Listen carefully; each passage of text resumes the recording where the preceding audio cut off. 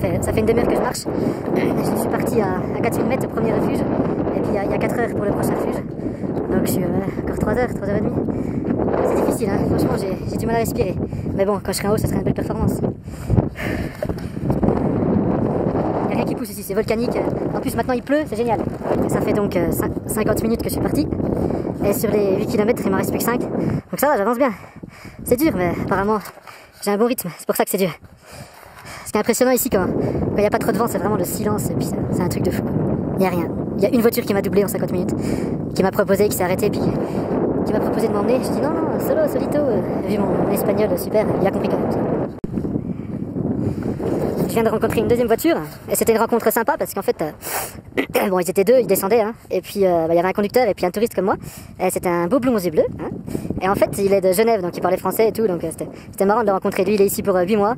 Il veut apprendre l'espagnol. Et puis il est monté en voiture et il descend en voiture. Et puis il dit qu'il a vraiment senti le mal de tête en arrivant au premier refuge là-haut, là, dans 4 km. Donc c'est vrai que moi aussi j'ai bien mal au crâne quand même. Et puis le temps change vraiment vite là. Il y a 2 secondes, il y avait un peu de ciel bleu. Je voulais faire un petit panorama de la vue. Et puis il y a déjà plus rien, quoi, putain. Moi je sais pas si c'est le premier refuge. En tout cas moi j'en suis. Hein. C'est dur, je souffle. J'ai essayé de courir sur 10 mètres. Waouh, j'avais le cerveau qui faisait la pastèque, qui faisait bam bam bam. Donc on va pas tenter le diable, on va essayer d'arriver jusqu'au dessus. Puis on verra si on court pour le retour. J'ai bien mal au crâne. Et puis bah, c'est toujours pas très dégagé, hein, comme vous pouvez le voir. On voit pas grand chose. Et apparemment le prochain refuge est à une demi-heure. Et puis après c'est assez facile de monter.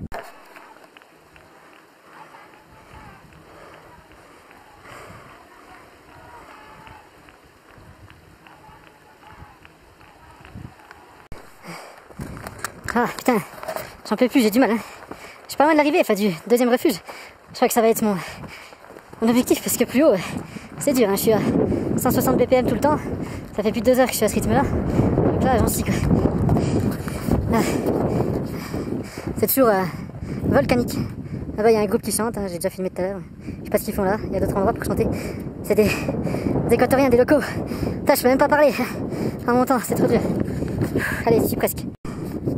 2 heures depuis le bas, 2h02 pour le deuxième refuge, 23 minutes depuis le précédent, qui est là-bas, là, on voit un petit peu d'orange, il va vite être dans le brouillard, je vous montre. Et puis, je suis bien claqué quand même, c'est physique, putain de merde. Je sais pas si je vais aller plus haut, il faudrait que je me repose un bon moment avant d'aller plus haut. Parce que là, de toute façon, c'est plus très accessible, il n'y a plus beaucoup de routes.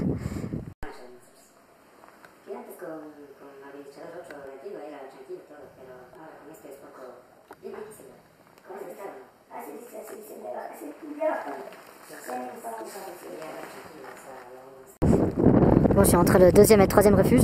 Je suis à la limite pluie-neige. Ouais, ça va. La tête, ça va mieux. En descente, on force pas. Et puis là-bas, il y a le refuge